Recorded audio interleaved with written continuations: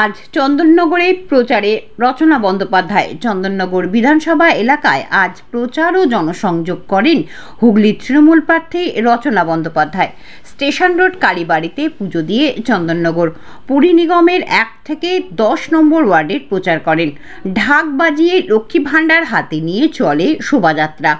প্রচারে চন্দননগরের বিধায়ক ইন্দ্রনীল সেন না থাকলেও বিকেলে জনগর্জন সভায় উপস্থিত থাকার কথা। দিদি নাম্বার 1কে দেখার জন্য ভিড় ছিল চোখে পড়ার মতো।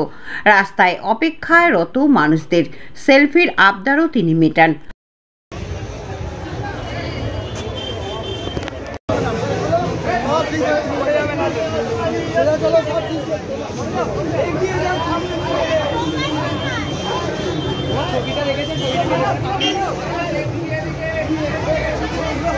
ছবিটা দেখেছো মেনুখানে পাঠালাম, এগিয়ে চলুন এই ভাই বুঝতে পারছেন না কথা বলে না ফটো আর ছবি তুলছে।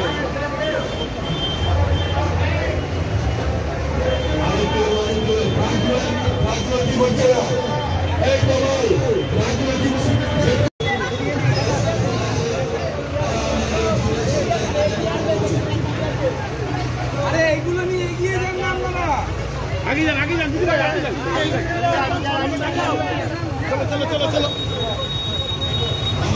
চলো একদম সামনে চলে আপনার ফার্স্ট চলুন